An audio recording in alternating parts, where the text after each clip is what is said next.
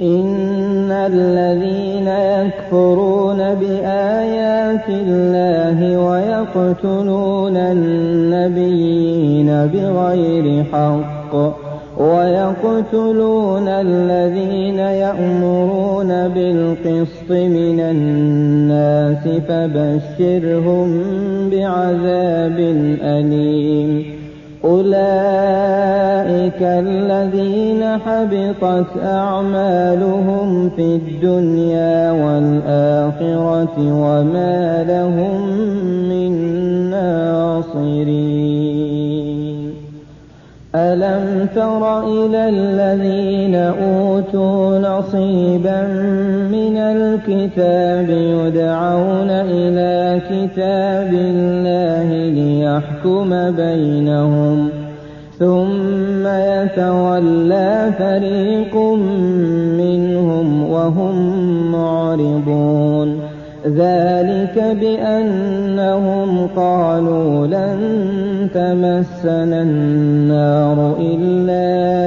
أياما معدودات وغرهم في دينهم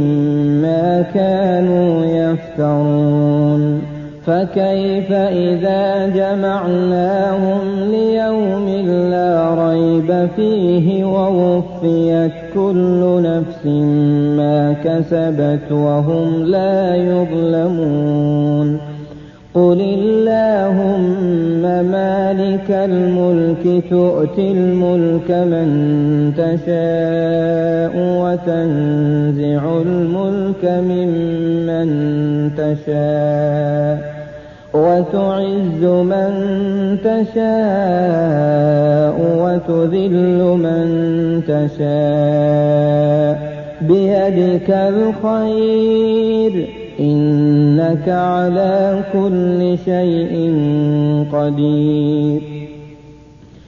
تولج الليل في النهار وتولج النهار في الليل وتخرج الحي من الميت وتخرج الميت من الحي وترزق من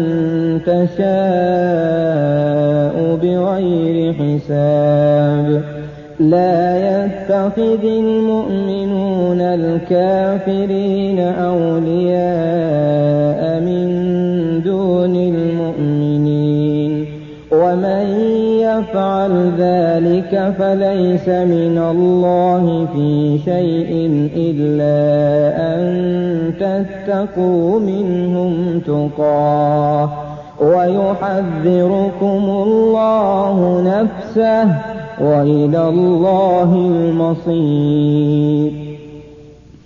قل إن تخفوا ما في صدوركم أو تبدوه يعلمه الله ويعلم ما في السماوات وما في الأرض والله على كل شيء قدير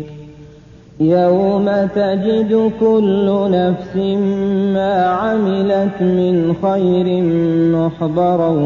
وما عملت من سوء تود لو أن بينها وبينه أمدا بعيدا ويحذركم الله نفسه والله رءوف